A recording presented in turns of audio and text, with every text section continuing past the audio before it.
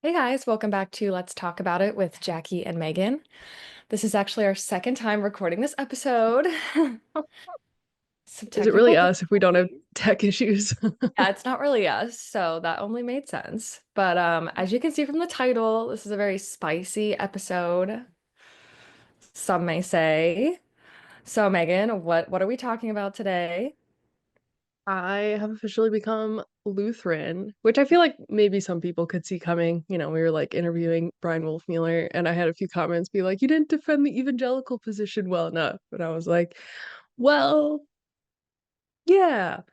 But yeah, it's definitely been a long time coming, and I thought it would be good to talk about it because beliefs have changed, things have changed. So I think it's time to kind of walk through it. Yeah. So I know that we've talked about it before, Megan, but can you talk about what faith tradition you grew up and that you are coming from into Lutheranism? Yes, I grew up evangelical free Baptist, like very standard low church Protestant, um, not megachurch contexts really, usually smaller ones, but very reformed Calvinist. That was my upbringing. Sometimes I feel like it sort of embodied a lot of Catholic caricatures of Protestants. Mhm. It was just the very low church setting.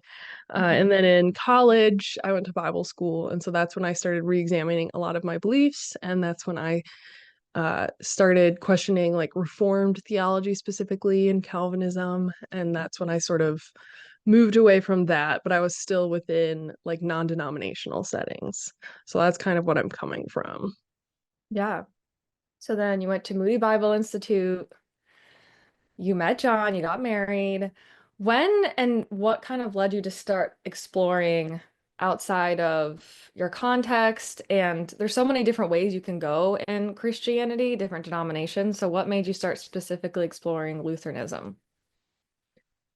Yeah, oh gosh. I mean, so in college, both John and I would talk, like even back when we were dating, about how we weren't sure if the way we grew up and their views on like, sacraments specifically was correct. We really struggled with like the very memorial, symbolic only nature of communion and baptism. So that was definitely something that we were sort of back and forth on. I definitely, I think more so went back and forth. There were seasons of life where I was staunchly memorialist, and then other times where I was more leaning towards, I think there is like a deeper spiritual reality going on here. But it was in college that just because of the nature of studying theology and biblical studies, we learned more about Lutheranism. That was not something I grew up around. And I was really drawn in by their views on the sacraments and also their view of soteriology, very like forensic justification. So that really drew me in and I loved it. I saw it very beautiful, but there were just some doctrinal hurdles I couldn't get over. So we would always joke like, "Oh, we would be Lutheran if it weren't for this or if it weren't for that."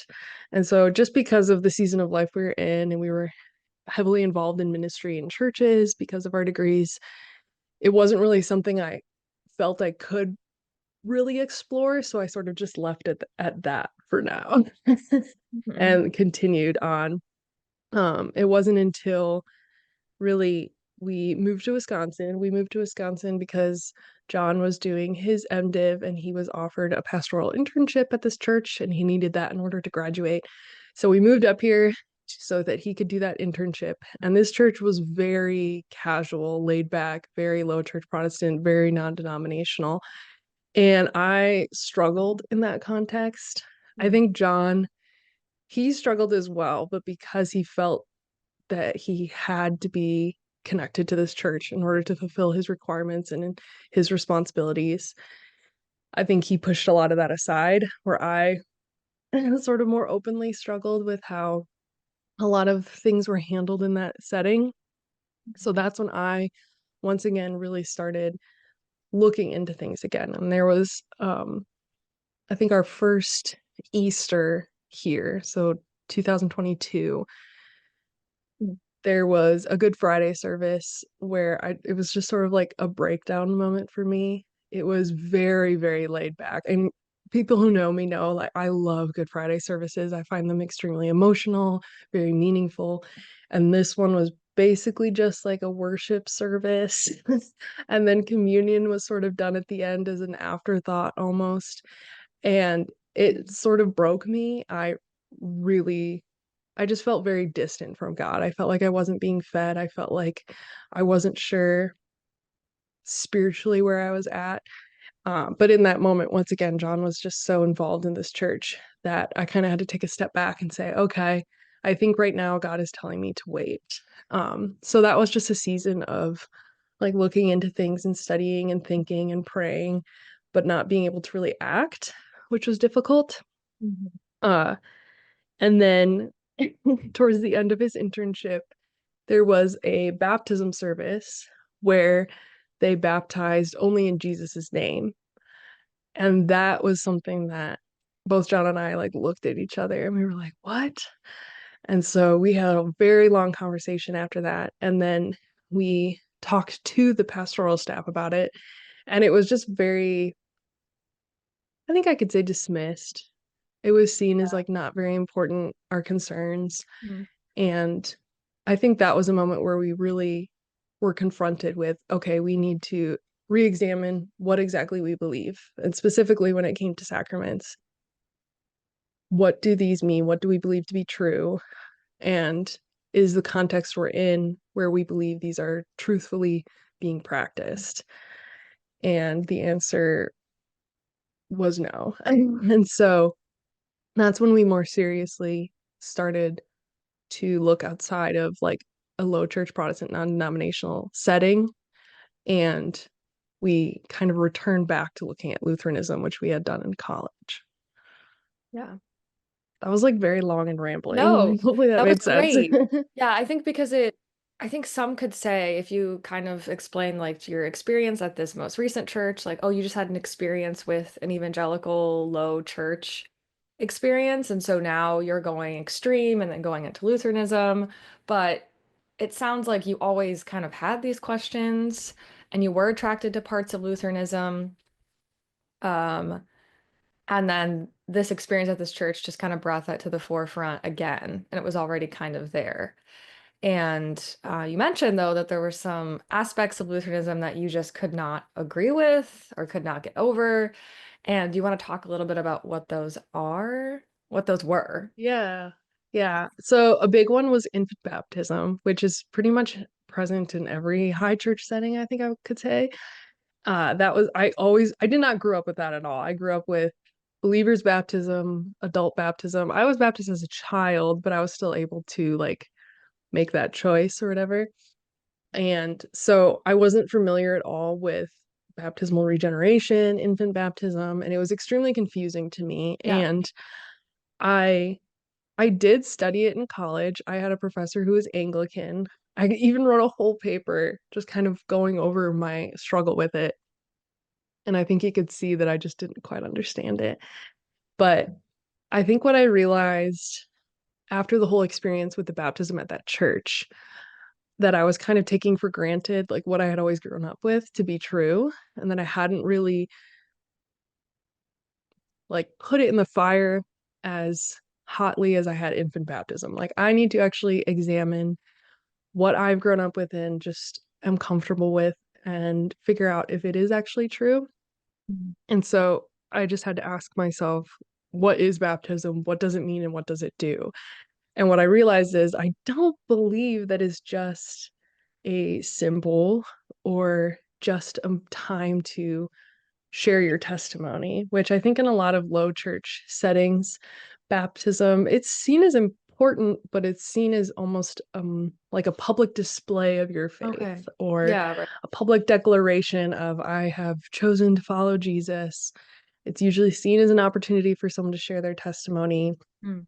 And I think that's why a lot of times you'll see people be like rebaptized. So if someone Yeah. has like a reversion or if they question their, salvation, they'll oftentimes be rebaptized. And that always kind of bothered me because I was like, no, I don't think that's what baptism is for. Baptism isn't just a way to publicly tell everyone I'm a Christian. There has to be more to it than that. And so, especially after the experience of baptism being sort of taken lightly, Mm. like it doesn't matter if we invoke the Trinity or not, because at the end of the day, this is just an opportunity to share the gospel kind of thing. I was like, okay, well, then what is baptism? And when I looked through church history again, which is sort of new eyes, and when I turned to scripture, I was confronted with the fact that scripture talks about baptism saving us, that it is a means of grace, and church history is pretty unanimous when it comes to infant baptism, which is something I sort of just dismissed before. And that was something I had to reconcile. And then also talking with Brian Wolfmueller, who I actually talked with him separately, not just on the podcast, which was extremely helpful. But I talked with him about infant baptism. And one like question he brought up that just sort of like I could not get over was he mentioned the typology of circumcision being fulfilled with baptism. And although that's not the only aspect of why we would baptize infants, it was one I hadn't thought about before because he asked me, where in the Bible do you see the type being more, including more people than the fulfillment? And so he talked about like if circumcision Okay. included all male infants and then baptism only includes adults, then it's a smaller group of people, whereas the fulfillment would be all infants, babies, girls, boys, adults who come to believe. And that was something I was like, okay, I need to think about that, because that doesn't quite make sense. So there was just a lot of questions that I hadn't really considered before. And I think I needed to be more open to it and have the experience of realizing the baptisms that are occurring at the churches I go to, I don't really quite believe are biblical. So I should kind of give infant baptism a fair shot. Mhm. And another thing I realized was even though I would have said I'm no longer reformed, I think because that's what I grew up in, it very much shaped my worldview and perspective without me even realizing it, like subconsciously. And I think subconsciously I was still very much holding on to the reformed Ordo Salutis, Mhm. which for people who don't know is sort of this like logical outline of salvation. So it's very, election, then, calling, then regeneration, then faith, then justification. And so there's an ordering to it. And Mhm. although they would say, like, oh, it doesn't have to happen in this order, some of these things can happen simultaneously, it is very much seen as like this, then this, then this. And I think subconsciously I was still holding on to that. So I could not understand or wrap my mind around baptismal regeneration because in my mind, I'm like, that doesn't fit in with that structure. And it doesn't really. And so once I was able to realize, okay, I'm still holding on to this belief almost subconsciously without Yeah. realizing, but I don't believe that anymore. And if I don't believe that anymore, then I can look at this with a new perspective. And so that was what really helped me when wrestling with infant baptism. And then just actually talking to Lutheran pastors, like in person about it and hearing from them and having them explain it to me versus just reading something or watching a YouTube video. That was very helpful because then I could have questions answered. Questions. Yeah. Yeah. I remember that being a big thing when we met, that you were, I think you would say like, oh yeah, I would be Lutheran except for infant baptism, which is so funny. So I never really saw that one changing, to be honest with you, for you. So that was a little bit of a shock when you told me, oh, actually, I think I might be changing my mind on this. Um, Oh, I think but also having yeah, children too caused yeah, me to be like, I really need to figure this out because if this is that's something I'm true. going back Yeah. and forth on, and now I have two daughters, I need to figure out should I Would I baptize them? baptize So them? that like added a level of urgency where I think before it was something that in my mind I could go, I'm not really sure, but there wasn't really a need to delve deeper, and then suddenly there was. Yeah. Yeah, I mean, that makes sense.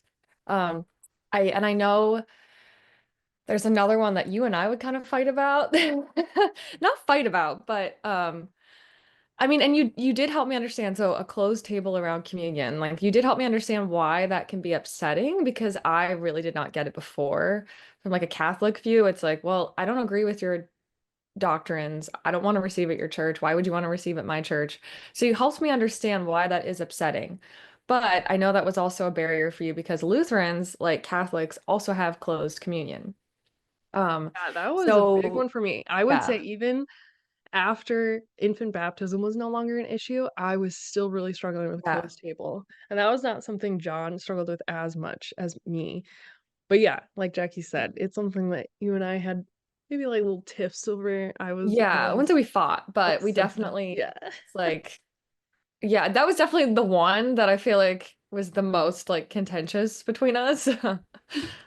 Yeah. So that was hard for me. And that was another area where Brian Wolfmueller was helpful for me because he also came from a similar background. He grew up Baptist, he became Lutheran, and that was the issue for him. That was like the last hurdle he had to get over. And so that was helpful for me because he was very sympathetic and compassionate about where I was coming from. And I think he Right. understood more like the emotions behind it and sort of my thinking. So he really helped a lot talking with him.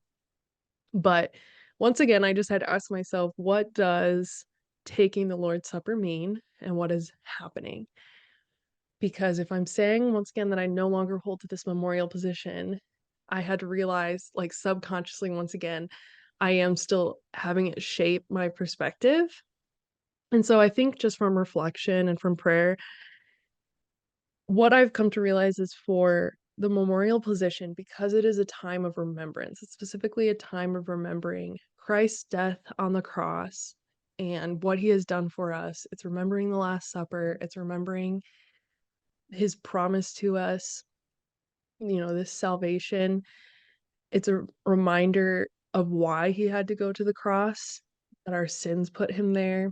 And so it is really an event for all Christians. And to say to someone that I believe you to be a true Christian, just not in my denomination, and you cannot partake in this memorial remembrance is a big deal because we should all be able to come together. That is something we can all come together unified on and say we can remember Christ's death because we all believe Christ died for us. Right. So I think the exclusion there was hurtful because it is a time of remembrance. It is a time of confessing sin and also pretty much every church I've been to that's memorial, you take communion together as a church. You wait until everybody has the elements and then you all take it together. So it's seen as a very congregational thing. It's not individual, like you're going up and receiving yourself. And so it was just once again like a totally different setting. And when I asked myself, okay, if I don't believe that the Lord's Supper is merely a time of remembering Christ's death, Yeah. then what is it? And should someone who doesn't believe that this is the body and blood of Jesus really and truly for us, for the forgiveness of sins, them going up and receiving is not the same as me going up and receiving. They're because we're not just going up and remembering Christ's death. So that helped me understand the closed table. And then also talking with the pastors at the church we're now attending, they really helped me understand that it is a declaration of unity as well. Going up to receive is a confession that you believe that this is the body and blood of Jesus and that you are underneath and submissive to the authority of the pastors. So that would not be the case for someone who is not Lutheran and does not believe that. So that helped me understand it. It's something that I still feel maybe not uncomfortable is the wrong word, but I think because I it's so fresh for me, I'm very compassionate towards other Oh yeah. Protestants who feel uncomfortable not being able to receive at my church. And it's something that I'm very conscious of.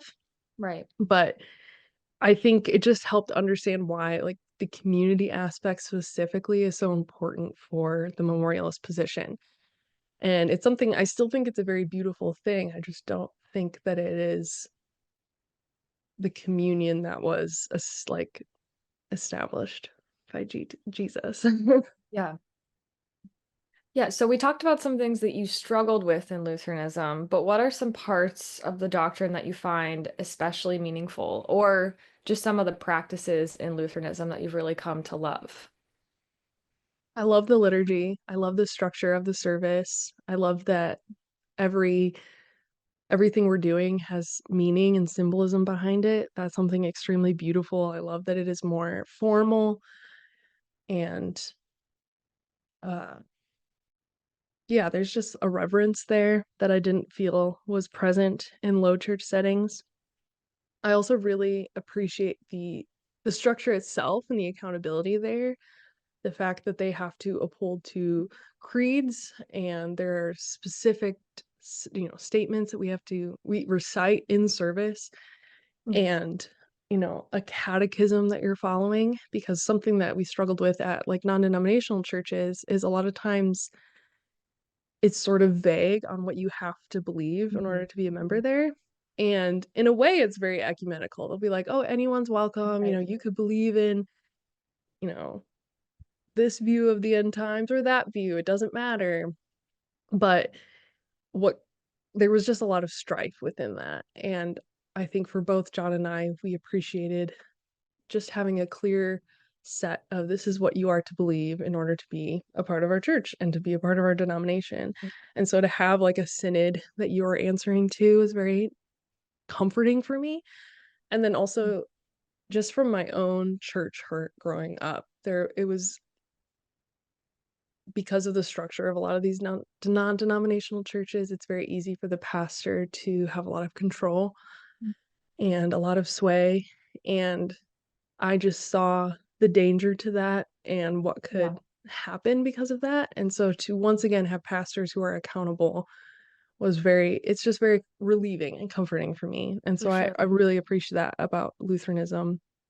And then I also just have loved, becoming a part of the community, like in person and even online. Just the Lutherans we've interacted with have been like extremely Yeah. welcoming, so wonderful to talk to. And I just love being like associated with them and being a part of this larger church. Um, Yeah. I think a lot of the culture in evangelicalism was something we were struggling with as well. And so to have a culture that we just feel is a better fit for us has just been wonderful. Oh yeah, that's really important. They what you mentioned, it's something that I really like in Catholicism, but I'm just wondering if it'll be similar for you in Lutheranism. Like when you go to visit another Lutheran church, or say you're like in another country or you're traveling, it's nice that like you can follow along and know what's happening. It will be like a similar liturgy. Oh, also, you should say you're in Missouri Synod. I don't know if we mentioned that. Oh What synod yes. you joined?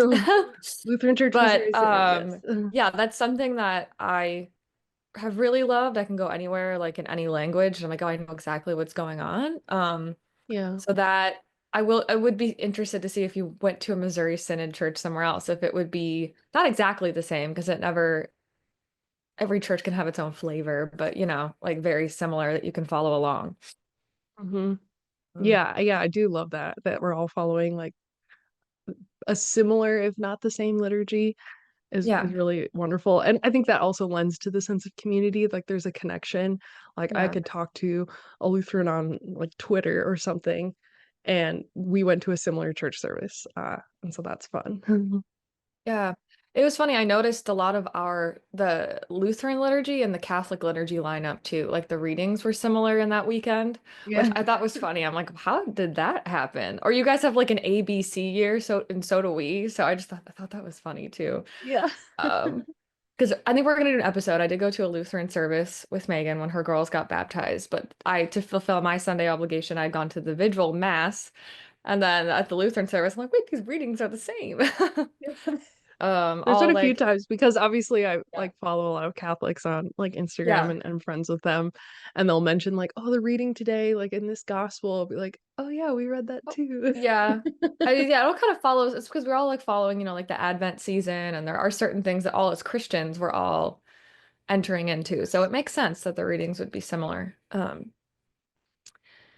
Yes. So what are some parts of specifically Lutheran doctrine that you really love? I know you talked about forensic justification and the Lord's Supper. So how has that felt for you to really enter into those things as a Lutheran? Yeah, I really love just I think I have a more certainty of my salvation in Lutheranism. I wouldn't say I ever like questioned my salvation when I was just non-denominational, but I think there was an aspect for me at least of scrupulosity where I did feel like I had to bring something to the table because it is very emotional. So like worship is a huge part of non-denominational services. And I'll be honest, sometimes I'm really not feeling worship. And there would be like a guilt there because that was the main part of the service and I wasn't getting along with it.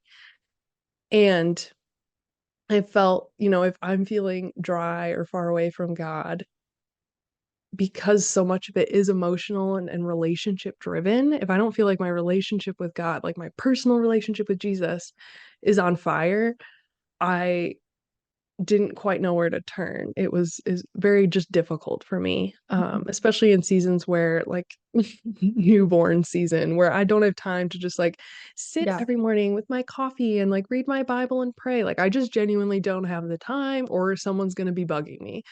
I'm not. I cannot be alone. Yeah. Like that was difficult because that was just such a main part of the evangelical culture was like your personal Bible study time. And when went through seasons of life where that just wasn't really possible, I just wasn't sure where I belonged. So I really love, like I said, like just the justification and soteriology of Lutheranism. It's just very sure. Like I know no matter what, I am baptized. I like Christ has me, and I can come to service and just be completely dry and spent and have nothing. And yet I still receive the grace. I still receive the forgiveness that is available to me anytime I come. That is just so, for me personally, just very comforting. And I needed that, especially in this season of life. And then specifically with the Lord's Supper, I was realizing that I had a bit of almost a works-based relationship with it, which is weird to Mhm. say because I know people always say, like, oh, Catholics or like Lutherans have a works-based salvation. But for me, because communion was seen as a time of remembrance and memorial, if I didn't feel like I was remembering well enough, I felt that I didn't really properly take communion. Mhm. That was something I'd struggled with like since I was a child. That's something I've talked to John about, how as a child I had such anxiety around communion because they would read the scriptures about like taking communion in a wrongful manner. Right. And it's very severe. And in my mind, I'm like, well, taking it in a wrongful manner means I'm not remembering properly, or I'm not confessing my sin or feeling contrite enough about the fact that Jesus had to die for me. And sometimes that's just the case. Like you Yeah. come to church and maybe you're struggling with a sin, or you're just struggling with apathy or something, and you're not in a place to get yourself in this emotional state to really remember Christ and feel contrite. And honestly, can any of us say that we have at any time in our life felt the proper Like, level of yeah. contriteness for the fact that Jesus had to die for our sins? It's just not really possible in our human nature to do that. And so there was just a struggle. Like there was so many Sundays where I felt like I shouldn't be taking communion because I don't think I am in the proper state for it. And what I love about Lutheranism is that doesn't matter. That I'm actually those are the times I need it the most. Mhm. And I know no matter what, I can go up there and I can kneel and I can receive the Lord's body and blood and be forgiven of my sins and receive that grace. And it doesn't matter what I bring to the table. In fact, it like doesn't impact it at all. It is purely Jesus pouring himself out for me and giving himself to me. And that has been such a relief and something where I think has really repaired a lot of my relationship with God and my own hangups, I think, because truly there is nothing I can bring to the table Right. except the faith that Christ will meet me there, and he always will. So Mhm. that has been just wonderful. I have just really loved that. Yeah, it's interesting. I'd never thought about scrupulosity from like an evangelical context. So you describing that, I'm like, oh wow, that would be really difficult because and you can struggle with scrupulosity in any context at all. So I've always seen how it is in Catholic context. So I never had thought about it in that context. I'm like, oh wow, it really can just form and shape in any context that you're in. But also something I thought I found interesting is just the way that you use the word worship. Like, oh, evangelical services are a lot of worship, which I'm assuming you mean like praise and worship. Like, Yes. so it's even funny Singing. the way that you define worship because I'm like, well, I would say like going to a Lutheran service and sitting and like receiving communion is worship. And like Catholics, we would call the Hmm. Mass. That's like the highest form of worship is like consecrating the Eucharist and then receiving the Eucharist. So it's even funny the different ways that we like are programmed to think about worship and like how that Yes. fits in. But worship is really just like honoring God and praising God, in which like going to a church service would be doing that, even if you're not like praise and worship and singing and stuff. Yes. Yep. Um, Which also just goes to show that I'm still definitely like getting out of that mindset. oh, And yeah, I mean, we all have things that how we were raised is how we're gonna think about specific things for sure. hmm But I loved what you said about communion because it made me realize like something I hadn't been actively thinking about, or like a certain beauty in my own tradition as well, like the way that we view the Eucharist, since it's definitely closer to Lutheranism than any kind of memorialism, yes. to put it lightly. Um, Yeah. but yeah, just realizing the beauty of like I've been in a very dry season the past like 2 years, and just realizing the beauty of like that is I'm still going to mass, I'm still receiving the Eucharist, and it's okay if I'm not feeling it. Like Jesus shows up no matter what anyone there is feeling, no matter even if the priest believes what he's saying in that the Eucharist is present, that the Eucharist is still there. Yeah. And just that is such like a beautiful part of a higher view of communion, or like a real well, we would call it transubstantiation and Lutherans don't call it that, but like yeah, like Jesus is truly present in the Yeah. elements. And that really is beautiful. So that helped me to think about how beautiful it is that Jesus shows up for us no matter what and is like there with hmm us present and a very real and like it's not the right term is not physical, but like that we can receive him is really Yeah. beautiful. hmm Um, Yeah, so I guess so you have found a church, but how was that process of like just even practically converting? Like you had to look for a church, and what does that look like when you're coming from another Christian denomination? Like you don't need to be rebaptized. But what does that look like to join a Missouri Synod Lutheran church? I don't know if it's similar for every church. I know like Catholics have to go through RCIA, and that's pretty common church to church. But what hmm did that look like for you? Yeah, I think it might be like slightly different for each church, because they really let the pastors determine like what the membership process looks like. But for our church that we started attending, they had like an 8-week membership class. So there was a group of us going through this class, and they basically just went through the foundations of the Lutheran faith, like started at like creation and the Yeah. Trinity, and went all the way up through like order of service. What do all of the aspects of service look like? Which honestly was one of my favorite weeks because they had us like have pieces of paper and we could just write down any questions we had. He was like, even stupid ones, like ask me like why I wear what I wear, like that kind of thing, or why the banners are this color on these days and stuff like that. And that was just so fun because it really showed just how much thought and meaning goes into each little part, even just like why we stand or why we sit, different Yeah. aspects like that. So yeah, we had that 8-week class, and then at the end of it, they had like a ceremony where they welcomed the new members into the church. And that's when we were able to like first receive communion and everything. And there was like a gift, and then they were very much like, you are now a part of our church, our congregation. So that was really awesome. And something I also hadn't experienced because membership is, at least in the churches I had attended previously, was seen as very like more casual. Like if they Yeah. even had a membership process, it was kind of just like, oh, well, if you're attending here, you're a member, like that kind of thing. And so to have it like a more serious, like, no, we're gonna walk through like our beliefs, make sure we're all on the same page, and then you're welcomed in.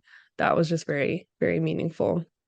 So that was kind of what that looked like And it also involved just meeting with the pastors, sharing our story, where we were coming from, so they knew, like, okay, what's your background? What's your history? Like, why are you coming here? Um, and I think it was interesting in the class. Like, people came from all different backgrounds. There were people like us who had come from more of an evangelical setting and then were becoming Lutheran. There were people who had grown up Lutheran, but then had like walked away and then were coming back. There was a couple who were Catholic and then they were becoming Lutheran. So it was just fun to like meet everyone too and see how we're all coming from these different backgrounds and yet we're united in this new tradition. So that was fun. So, do you have any advice for someone that is in a similar situation that's looking at like joining a different faith tradition or a different denomination? Because that can be really difficult to re-examine beliefs that you've had your whole life and step into a new space in Christianity. So, yeah, what kind of advice would you have for someone that's in a similar situation? I think one, and this is one that I wish I had done better with, is just being open with safe people in your life about the journey you're going on and what you're wrestling with and doubts or questions you're having. I think there was a lot of pride that I had to overcome and be sanctified in because I had a hard time admitting that I could have been wrong about something that I believed very strongly about before. That was really like hard for me to admit to people. I like to be perceived as someone who knows everything. And Well, that's who very doesn't? much not the truth. No one Yeah. wants, nobody wants to admit they were wrong. Yeah. And so just being open and honest with, once again, safe people in your life who you know will support you and help you and encourage you and pray for you would just be so helpful. And when I did open up more to people, that was so encouraging because then you don't feel so alone. You're not like going Yeah. through this, like, it is really difficult. It like kind of upends your whole life. And having that ecclesial Yeah. anxiety of I think I'm in somewhere that I don't belong is very challenging to go through. So Mhm. you should not do that alone. So that would be like the first thing I would tell someone is it's okay to be honest about your struggles. Who hasn't struggled in that way in some form in their life? I think most of us would be very compassionate and sympathetic Oh towards yeah. that journey. Yeah. And then another, just kind of going along with that, would be to find community. Like, do not do this and go through it alone. If possible, get involved with people and have people walk alongside you in person, Yeah. not just like online. Because I think it's easy to just get kind of caught in like, watching YouTube videos, listening to podcasts, reading books, and it's very like inward focused. And we need to be in a community and not going through this alone. And so Yeah, for getting sure. involved in a church, meeting with pastors in person, all of that. Um, but then I think also just focusing on your own prayer and personal study is important. I think those, you know, what really helped me was just times of like reading. I just read a lot. I read, the Augsburg Confession. I read the Book of Concord. I read the Catechism. I read some stuff from Martin Chemnitz's Council of Trent. I did watch and listen to a lot of teachings online. I really liked Brian Wolfmueller's videos, Jordan Cooper. It was funny. I was watching Brian Wolfmueller before he even reached out to us about the podcast. And so I Yeah, was that's like funny. so excited. That was like really cool. But I think that is really helpful, when in your own study. Just don't like be anxious about it. Just be open to reading other things. And then I think just taking time to reflect on what is the background I'm coming from? What is my faith tradition that I am a part of?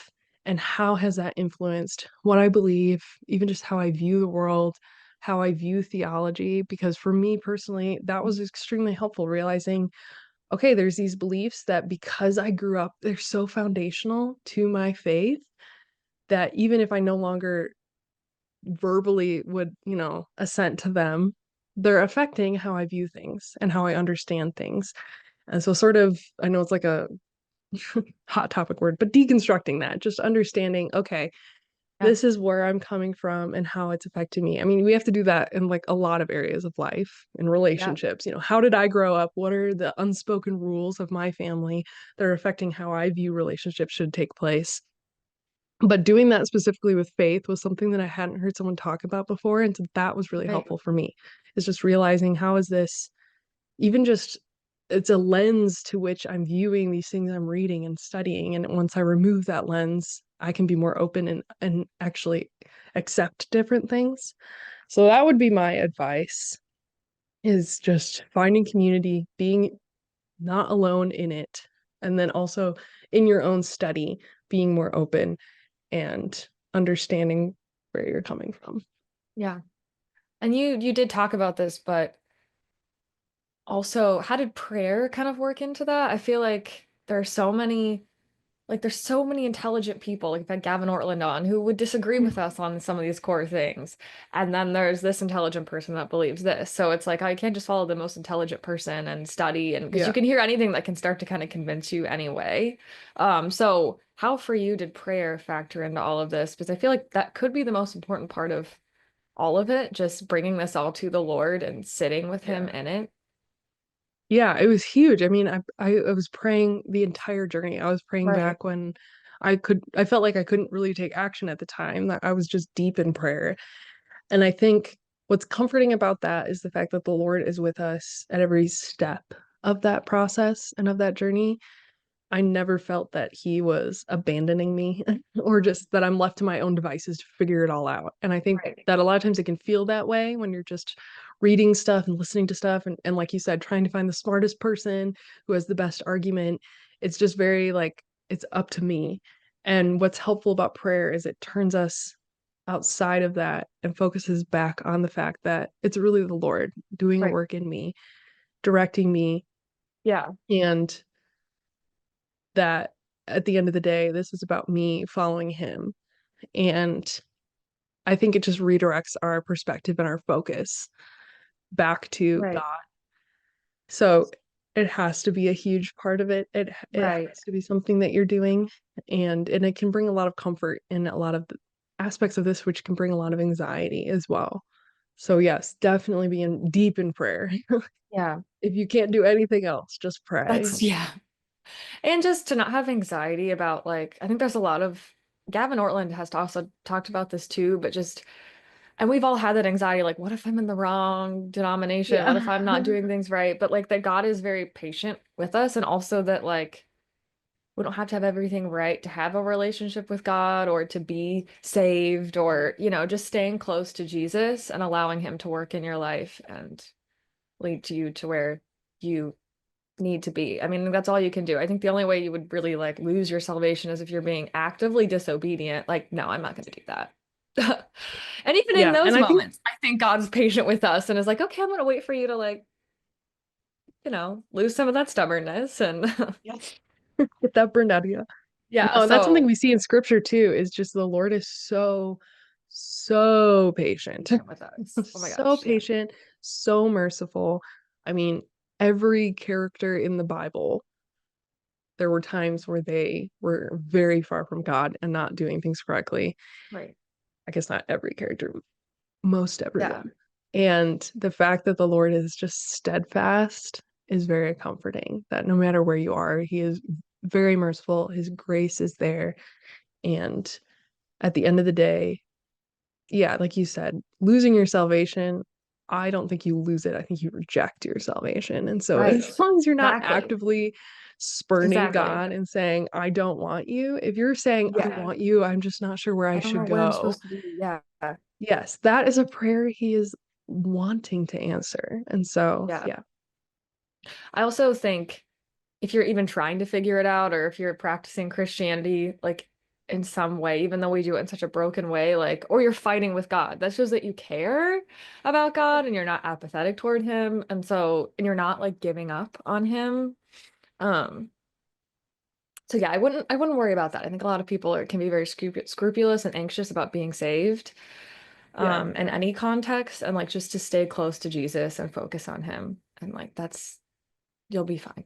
It is important to like find a denomination that you agree with what you're practicing and all of that, but just to like not worry so much and be so anxious, which like two anxious girls telling you that. Yeah, yeah, I've never done that. Yeah, I'm not, I personally have never worried or like been anxious, but yeah. You can't relate. No, and I Um, think it was helpful. I think my friendship with you was very helpful because I could go back and say, I disagree with Jacque on a lot, but I believe she'll be in heaven with me and that yeah, she is, a fellow sister in Christ. And so at the end of the day, even if I quote unquote choose the wrong church, I know that, the salvation and grace that Jesus provides is there. So I think there are yeah, Christians in so many different denominations. But yeah, like you said, it is right, important that we are somewhere where we believe is true. And I think especially when it comes to like the active practice of our right, faith, like I said, the sacraments, that was something where we felt it was extremely important that we be in a setting where we feel the sacraments are being right. properly administered and practiced. So Yeah, I think that's how can important. I emphasize it's very important, but also don't be anxious. Right. Well, it's not like a salvationist issue if you're seeking Yes, out, like yes. if you end up, yeah, it's just you're gonna feel a lot more at ease and at peace. Yes. And oh Um, boy, do I. I think this has yeah, been the most peaceful I have felt in my relationship with God.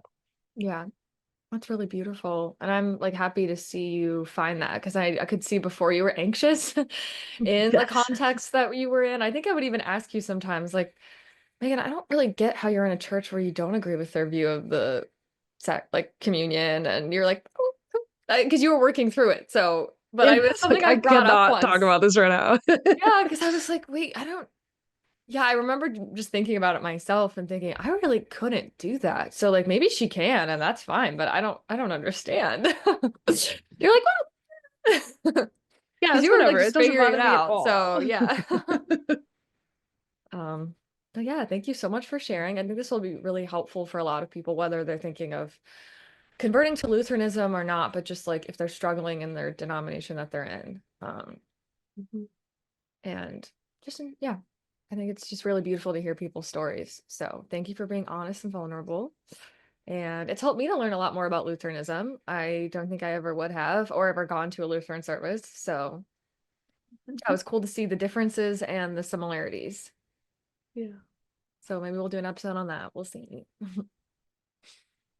And I got to sit in one of Megan's services and not be able to receive communion. So all those times you went to Fair mass is with fair. me, yeah, now I did think about it for a little. I was like, I know Megan is not thinking this, but it is funny because you just see me sitting here like, ha. How's it feel? Oh Yeah, no. how's it feel? But yeah, let us know if there's anything else you want us to talk about. And Megan, is there anything else you want to add? No, that's all. Stay tuned for our next episode.